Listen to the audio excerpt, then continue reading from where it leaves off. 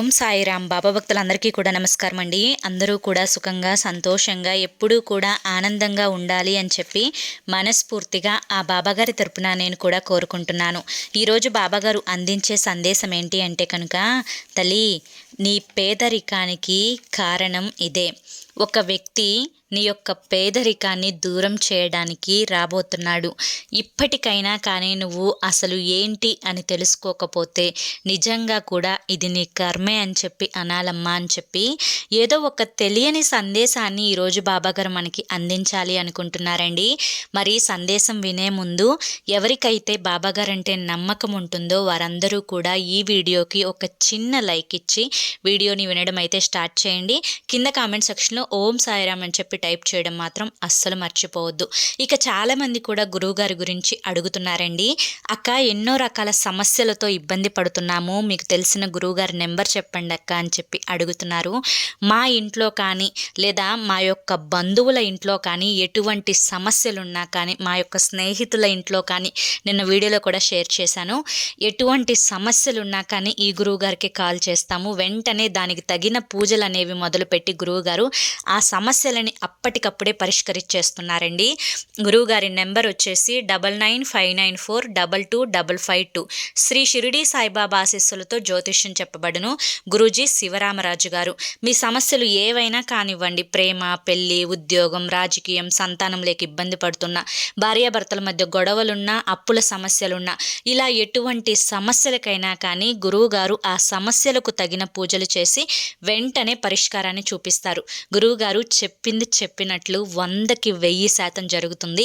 నమ్మకంతో కాంటాక్ట్ అయ్యి మీ సమస్యలన్నింటి నుంచి బయటపడి ఆనందంగా జీవితంలో ముందడుగు వేయండి.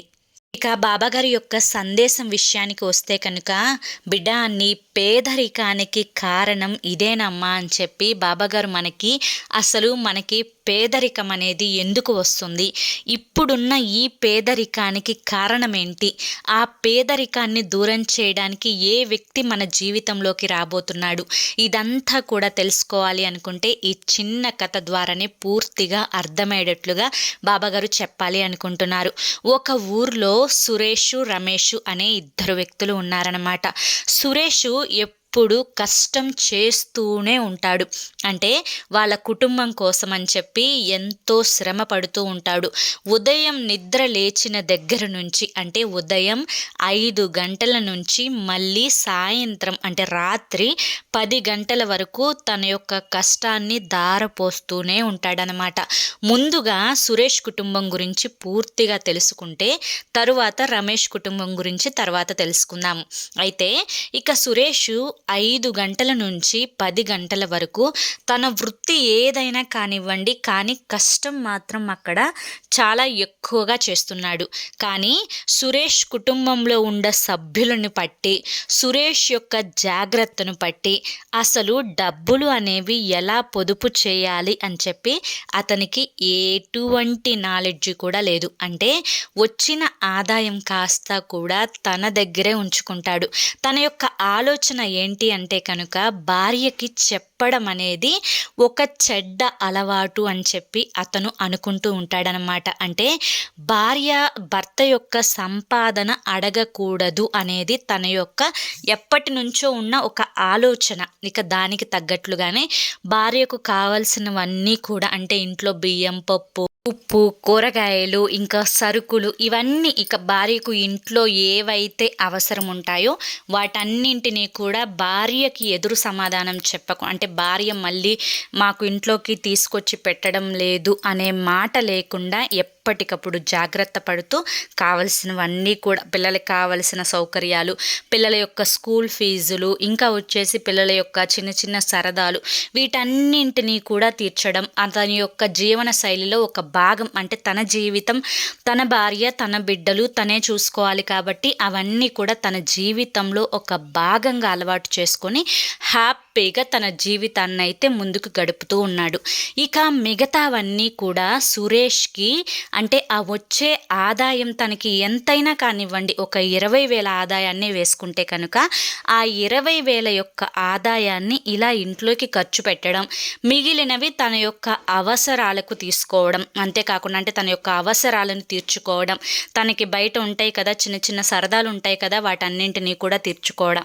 అంతేకాదు సురేష్ ఎక్కువగా బట్టలు కొనడం లాంటి పిచ్చి పనులు కూడా చేసేవాడు కాదనమాట. అంటే తనకి ఇంట్లో ఖర్చు అని అంటే కనుక చక్కగా ఇంట్లో కావాల్సినవన్నీ తెచ్చిపెట్టడం, పండగ పబ్బం వస్తే పిల్లలకి పెళ్ళానికి కొనిపెట్టడం, తను ఎప్పుడన్నా అవసరమైతే కొనుక్కోవడం అలా చేసేవాడు. కానీ చూసే ప్రజలందరూ కూడా సురేష్ లాంటి వ్యక్తిని చూసి అబ్బో సురేష్ చాలా మంచివాడు, సురేష్ చాలా పద్ధతిగా చేసుకుంటున్నాడు, భార్యని ఇంట్లో నుంచి బయటికి రానివ్వడం లేదు, పిల్లల్ని చక్కగా మంచిగా చదివిస్తున్నాడు అని చెప్పి అందరూ కూడా చెప్పుకునేవారనమాట. కానీ ఇంట్లో భార్య సురేష్ని ఎప్పుడూ కూడా తిడుతూనే ఉండేది.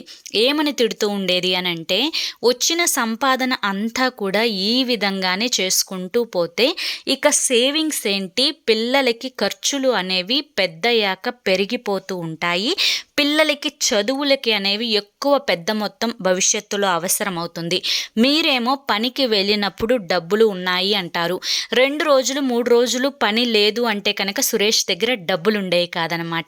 ఇక డబ్బులు లేవు, ఈరోజు పని లేదు కాబట్టి డబ్బులు ఎక్కడి నుంచి వస్తాయి, ఏదో ఉన్నదేదో వండేసేసే, ఏ పప్పో లేదంటే ఏ ఉప్మానో చేసేసేసే అని చెప్పి అలా చెప్పేవాడు అనమాట. తను అలాగే చాలా వరకు ఆ అమ్మాయి కూడా సర్దుకొని చేసుకుంటూ వస్తూ ఉండేదన్నమాట. అయితే ఇక లేని రోజు ఇద్దరూ కూడా గొడవ పడుతూ ఉండేవారు.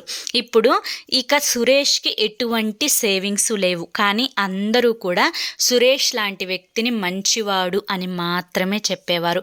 కానీ లోతులు పాతులు విషయానికి వస్తే పెళ్ళాం పిల్లలకి మాత్రమే సురేష్ గురించి తెలిసేదనమాట. అంటే తనకి ఉన్నప్పుడే డబ్బులు ఉండడం, లేనప్పుడేమో లేవు. ఇక రమేష్ కుటుంబం దగ్గరికి వస్తాము. కుటుంబం దగ్గరికి వస్తే రమేష్ తను కూడా ఇలాగే పనిచేస్తూ ఉండేవాడు.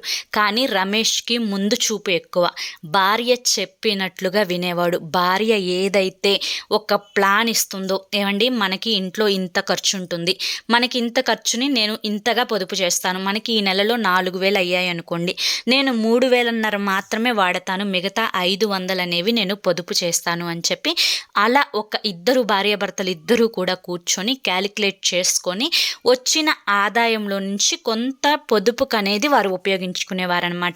ఆ పొదుపు అనేది ఒక చీటీ రూపంలో దాచిపెట్టుకోవడం, లేదా పిల్లల కోసం అని చెప్పి ఏదన్నా ఎల్ఐసీలు వేయడం, లేదా ఒక పోస్ట్ ఆఫీస్లో కట్టుకోవడం, లేదా ఒక బ్యాంకులో వేసుకోవడం, లేదంటే ఆ వచ్చిన సంపాదనలో కొంత కొంత కొంత కొంత వేసుకొని ఏదన్నా ఒక స్థలం కొనుక్కోవడం, ఒక ఇల్లు కొనుక్కోవడం, అటువంటివన్నీ కూడా చేసేవారనమాట. కానీ ఇద్దరు ఒకే ప్లేస్లో ఒకే స్థానంలో ఇద్దరు కూడా ఈక్వల్గా సంపాదించే ఇద్దరి వ్యక్తుల మధ్య ఎంత వ్యత్యాసం. ఇక్కడ సురేష్కి ఎంత అప్పులున్నాయి, అసలు ఎంత ఆదాయం వస్తుందని భార్యకు ఏది తెలీదు. కానీ రమేష్ భార్యకు మాత్రం రమేష్ గురించి పూర్తిగా తెలుసు. ఇక్కడ అలా అని చెప్పి సురేష్ చెడ్డవాడు కాదు, రమేష్ చెడ్డవాడు కాదు, ఇద్దరు కూడా మంచి వాళ్ళే.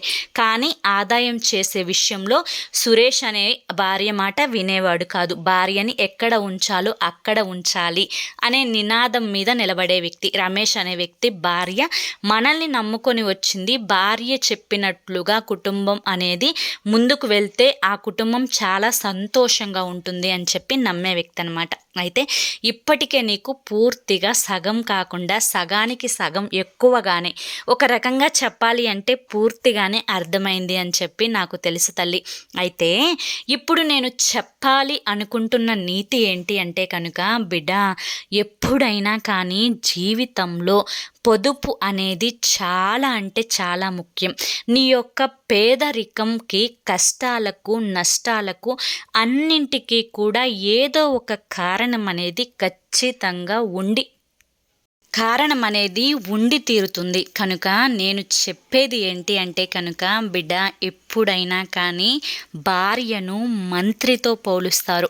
నీ పెళ్లినాటి ప్రమాణాలలో కనుక నువ్వు పరిశీలించినట్లయితే శయనేషు రంభ, కాళేషు దాసి, కరణేషు మంత్రి అని చెప్పి చెప్తారు. ఎందుకంటే బిడ్డ ఎప్పుడైనా కానీ ఒక ఆడదానిని అలుసుగా చూడకూడదు నాయన. ఎందుకంటే నీకు ఇలా చెప్తున్నాను అంటే దీని వెనుక అనేది చాలా చాలా రహస్యాలు అనేవి ఉన్నాయి. నీ యొక్క పూర్తి బాధ్యత, నీ యొక్క కుటుంబం యొక్క పూర్తి బాధ్యత అన్నింటినీ కూడా నువ్వు నీ మీదే వేసుకొని ఆ కుటుంబాన్ని లాక్కొస్తున్నావు అని చెప్పి నువ్వు అనుకుంటున్నావు. అది 100% నిజమే. కానీ ఆ కుటుంబం యొక్క బాధ్యతని తను సగానికి సగం అనేది ఎక్కువగా తన భుజాల మీద వేసుకొని నీ వరకు కష్టాన్ని రానివ్వకుండా రేత్రి పగలు నీ బిడ్డలకి బాగోకపోయినా, నీకు ఆరోగ్యం బాగోకపోయినా, నీ తల్లిదండ్రులకు బాగోకపోయినా ఆ వచ్చిన అమ్మాయి కంటికి రెప్పలాగా వాళ్ళని చూసుకుంటుంది.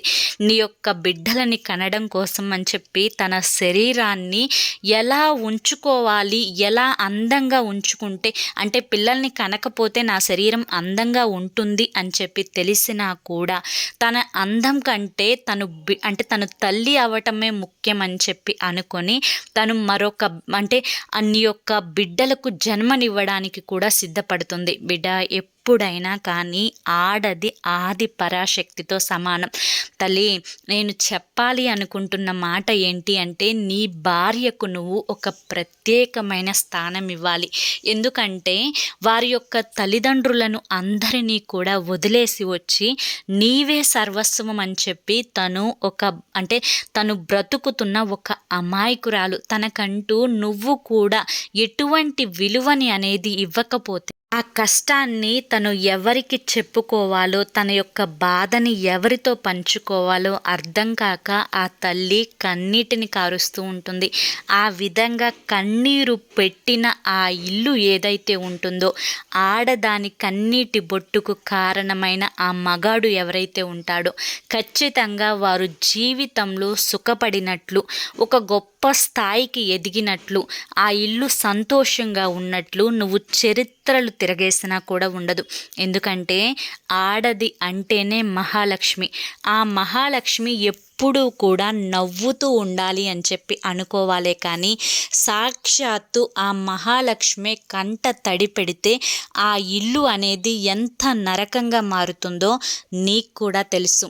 కానీ ఇప్పుడున్న ఈ ప్రస్తుత రోజుల్లో ఈగోలకి పోయి, అహంకారాలకి పోయి భార్యాభర్తలు ఇద్దరూ కూడా గొడవ పడి, భార్య ఏదైనా కానీ ఒక సలహా ఇస్తున్నా కూడా ఆ సలహాని కూడా తీసుకోకుండా ఉండి నాకంటే గొప్ప అని ఎవరు లేరు అని ఆ పురుష అహంకారాన్ని ఎవరి మీద చూపిస్తున్నాను, నేను కట్టుకున్న భార్య మీద ఇట్లా అహంకారం అనేది చూపించకూడదు. తను నన్ను నమ్ముకొని వచ్చిన ఒక స్త్రీ, ఆ స్త్రీని నేను కంటికి రెప్పలా కాపాడుకోవాలి. తన యొక్క శరీరాన్ని త్యాగం చేసి నా బిడ్డలకు జన్మనిచ్చింది, నా కుటుంబాన్ని కంటికి రెప్పలా చూసుకుంటుంది. అసలు తను లేని ఇల్లు ఒక నరకంలా ఉంటుంది. తనని అందంగా చూసుకోవాలి, ఆనందంగా చూసుకోవాలి, అపురూపంగా చూసుకోవాలి, తనకంటూ కొంత సమయాన్ని కేటాయించాలి అని చెప్పి ప్రతి ఒక్క మగాడు కూడా అనుకోవాలి. ఎందుకంటే బిడ్డ, ఎప్పుడైనా కానీ భార్యతో నీ యొక్క కష్టాలను, నీ యొక్క కన్నీటిని పంచుకున్నప్పుడు భార్య ఏమీ రాక్షసి కాదు బిడ్డ. ఎందుకంటే నీకంటే ఎక్కువ ఎక్కువ అర్థం చేసుకునే తెలివితేటలు ఎక్కువగా ఆడదానికే ఉంటాయి. కనుక నీకు ఏదైనా కష్టం వచ్చింది అని అంటే కనుక నువ్వు తన దగ్గర అహంకారం చూపించకుండా, పొగరు చూపించకుండా తనతో ప్రేమగా నువ్వు ఉంటే కనుక తనకి ఉన్నవన్నీ కూడా నీకు అమ్మి పెట్టడానికి కూడా తను సిద్ధపడుతుంది. అంతటి త్యాగశీలి. భూదేవికి ఎంత ఓర్పు ఉంటుందో తనకి కూడా అంత ఓర్పు ఉంటుంది. నువ్వు చేయాల్సిందల్లా కూడా ఏంటి అంటే కేవలం తనని అర్థం చేసుకొని ఆనందంగా ఉంచడం మాత్రమే. తనని ఒక్కసారి రోజు మొత్తం మీద తిన్నావా, నీ ఒంట్లో ఎలా ఉంది, తనకి దేనికన్నా ట్యాబ్లెట్స్ వాడుతుంటే కనుక నీ ఒంట్లో ఎలా ఉంది, ఇప్పుడు ఆ ట్యాబ్లెట్లు వేసుకున్న తర్వాత నీ ఆరోగ్యం బాగుంది కదా, ఏంటి ఈరోజు డల్గా ఉన్నావు, ఈరోజు ఈ డల్గా ఉండడానికి కారణం ఏంటి, నీకు నేనున్నాను అనే ఒక భరోసా అనేది భార్యకి ఎప్పటికప్పుడు భర్త ఇస్తూ ఉండాలి. అంతేకాకుండా భర్తకి అంటే భార్య ఎంత ధైర్యంగా ఉంటుందో భర్త కూడా భార్యకి అంతే ధైర్యాన్ని ఇవ్వాలి. నలుగురు ఎదుట భార్యని చిన్నతనంగా మాట్లాడకూడదు. ఎంతటి గొప్ప వ్యక్తులు భార్యను తన ఎదురుగా తిడుతున్నప్పుడు ఆ భర్త అనేది కోపంగా, నువ్వెవరివి, నా కళ్ళ ముందే నువ్వు నా భార్యని తిడుతున్నావు అని చెప్పి భార్యని వెనకేసుకుని వచ్చి ఆ భర్త ఆ భార్యకు ఒక రకమైన భరోసాని అనేది ఇవ్వాలి. తల్లి, ఇవన్నీ కూడా ఒక్కొక్కటిగా ప్రతీదీ కూడా నీకు తెలుసు. నేను ప్రత్యేకంగా ఏది కూడా చెప్పాల్సిన అవసరం లేదు.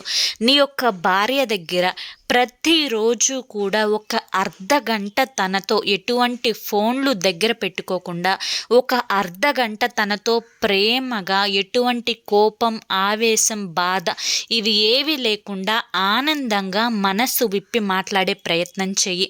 ఈ విధంగా చేయడం వల్ల నువ్వు ప్రతిరోజు తన కోసం నువ్వు ఒక అర్ధగంట కేటాయించడం వల్ల, తను పడే సంతోషం వల్ల నీకు ఎన్ని రకాల లాభాలు వస్తాయి అంటే, తను ఇంట్లో ఎప్పుడు నవ్వుతూ ఉండడం వల్ల తనకి శక్తి అనేది రెట్టింపు అవుతుంది.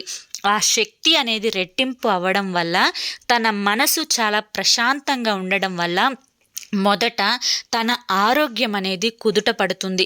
దీనివల్ల తను ఇంటిని కానీ పిల్లల్ని కానీ శుభ్రంగా ఉంచుతుంది. కావాల్సినవన్నీ కూడా కడుపు నిండా బిడ్డలకి కానీ నీకు కానీ చేసి పెడుతుంది. ఇలా ఆ ఇల్లు అంతా కూడా ఒక పాజిటివ్ ఎనర్జీతో నిండి ఉంటుంది. ఈ విధంగా ఉండడం వల్ల ఆ ఇంట లక్ష్మీదేవి అనేది అడుగు పెడుతుంది. తల్లి, ఇదంతా కూడా ఎందుకు చెప్పాను, ఎవరి కోసం చెప్పాను, ఎవరిలో మార్పు రావడం కోసం చెప్పాను అనేది పూర్తిగా నీకు తెలుసు.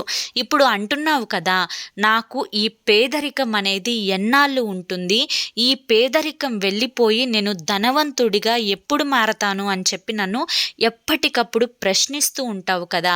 అయితే నీ యొక్క పేదరికం వెళ్ళిపోయి నిన్ను ఎప్పుడూ కూడా అదృష్టవంతుడిగా మార్చే శక్తి అనేది, అలా అదృష్టవంతుడిగా తీర్చిదిద్దే ఆ ఒకే వ్యక్తి ఎవరు అంటే కేవలం నీ భార్య మాత్రమే.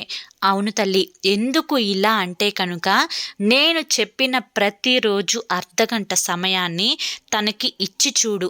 ఇప్పటికి కూడా నేను ఇంత చెప్పినా కూడా కాదు నేనే గొప్ప అని చెప్పి నువ్వు పొగరుగా ఉండి నీ భార్యను ఒక బానిసలాగా చూస్తే కనుక, ఇక నీ కర్మను, నీ యొక్క దురదృష్టాన్ని ఎవ్వరు, కనీసం నేను కూడా మార్చలేను అని గుర్తుంచుకో. నువ్వు జీవితంలో నువ్వు చేసిన మంచి పని ఒకటి ఏంటి అంటే కనుక, నీ భార్య మెడలో నువ్వు తాళి కట్టడం. ఇక నువ్వు చేస్తున్న చెడ్డ పని ఏంటి అంటే కనుక, ఆ భార్యనే నువ్వు అలుసుగా చూడడం, నలుగురిలో అలుసు చేయడం. నీ యొక్క పేదరికానికి కారణం కేవలం అదే. నువ్వు నమ్మినా నమ్మకపోయినా కానీ నీవు ఇప్పుడు అనుభవిస్తున్న దరిద్రాలన్నింటికీ కూడా కారణం నీ భార్య కన్నీరు మాత్రమే. కనుక తన యొక్క కంటి నీరు ఎప్పుడైతే తుడవటం నువ్వు మొదలు పెడతావో అప్పటి నుంచి నీ ఇంట సిరులు అనేవి పొంగుతాయి. అదృష్టం అనేది కలిసి వస్తుంది. ఇల్లంతా కూడా చాలా సందడిగా ఉంటుంది. ఇంట్లో ఎప్పుడూ కూడా పాజిటివ్ ఎనర్జీ ఉంటుంది. ఇలా ఎప్పుడైతే ఇంట్లో పాజిటివ్ ఎనర్జీ అనేది ఏర్పడుతుందో ఆ ఇంట లక్ష్మీదేవి స్థిర నివాసం ఉంటుంది. ఇది అక్షర సత్యం తల్లి. నేను చెప్పిన మాట పెడచెవిన పెట్టకుండా నువ్వు ఈ రోజు నుంచే, ఈ క్షణం నుంచే నీలో అహం, ఈగోలు, పొగరు ఇవన్నీ కూడా పక్కన పెట్టుకొని నీ భార్య దగ్గర నువ్వు ఒక చిన్న పిల్లోడిలాగా కనుక ప్రవర్తించి తనని ప్రేమగా, ఆప్యాయతగా, తనకి కష్టం వచ్చినప్పుడు కన్నీరు తుడిచి ధైర్యాన్ని ఇవ్వాలి. తను నలుగురిలోకి వెళ్తున్నప్పుడు నేనున్నాను అనే భరోసాని ఇవ్వాలి. తనని ఎవరైనా అవమానించినప్పుడు అవతలి వారికి బుద్ధి చెప్పి అప్పుడు ఆ అవమానంలో తనకి ఎటువంటి బాధ అనేది కలగకుండా ఒక రకమైన గౌరవాన్ని తనకి అందరూ కూడా నీ వల్లే ఇస్తున్నారు అని తను గుర్తించాలి.